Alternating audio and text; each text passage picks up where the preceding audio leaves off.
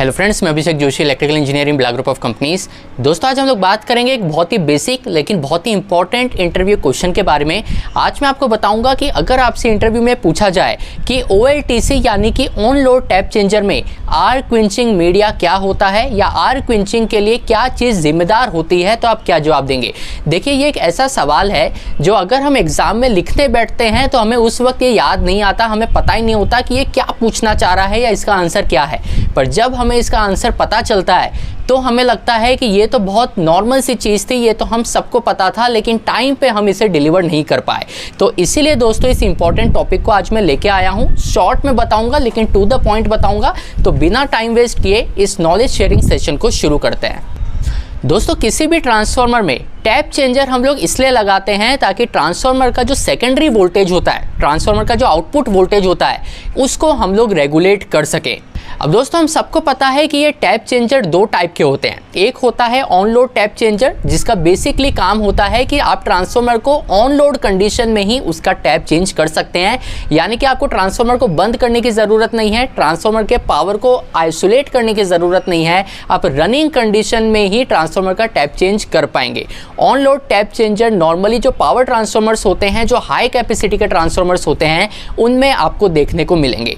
वहीं of load tap changer का मतलब होता है कि ऐसे टैप चेंजर जिसमें आपको टैप चेंज करने के लिए ट्रांसफार्मर को बंद करना पड़ेगा, ट्रांसफार्मर को ऑफ लोड कंडीशन में लाना पड़ेगा, तभी आप ट्रांसफार्मर का टैप चेंज कर पाएंगे। ये जो ऑफ लोड टैप चेंजर होते हैं, ये नॉर्मली जो डिस्ट्रीब्यूशन ट्रांसफार्मर्स होते हैं, जैसे 2 MVA के हो गए, 2.1 MVA के हो गए, इन लो कैपेसिटी के ट्रांसफार्मर्स में आपको ऑफ लोड टैप चेंजर देखने को मिलेंगे। ये तो हो गया दोस्तों टैप चेंजर का एक बेसिक कॉन्सेप्ट कि टैप चेंजर क्या होता है और बेसिकली उसके टाइप्स क्या होते हैं, उनका क्या मतलब होता है। पर इंटरव्यू में अगर एकदम से आपसे पूछा जाए कि ऑन लोड टैप चेंजर में आर्क क्विंचिंग मीडियम क्या होता है, तो उसका आंसर नोट करके रखिए कि जो ऑन लोड टैप चेंजर होता है, इसके अंदर हम लोग ऑयल फील्ड करते हैं, क्योंकि ऑन लोड टैप चेंजर आपके हाई कैपेसिटी के ट्रांसफार्मर में यूज़ हो रहा होता है, इसलिए इसका जो मैकेनिज्म होता है वो ऑयल फील्ड होता है।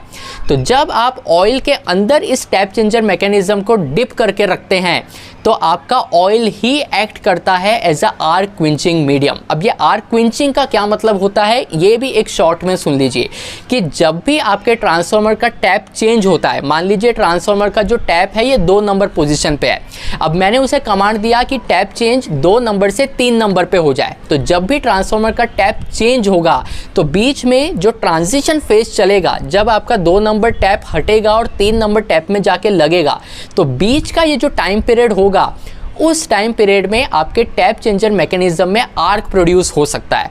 और इस आर्क को एक्सटिंग्विश करने के लिए, इस आर्क को क्विंच करने के लिए आपको आर्क क्विंचिंग मीडियम की रिक्वायरमेंट होती है। और ऑन लोड टैप चेंजर में हम लोग ऑयल को यूज़ करते हैं as a arc quenching medium.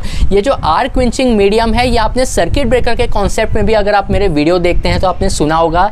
Circuit breaker में भी जो हम लोग वैक्यूम सर्किट ब्रेकर कहते हैं, उसमें वैक्यूम को हम लोग यूज़ करते हैं as a arc quenching medium. SF6 circuit breaker में SF6 गैस को यूज किया जाता है as a arc quenching medium.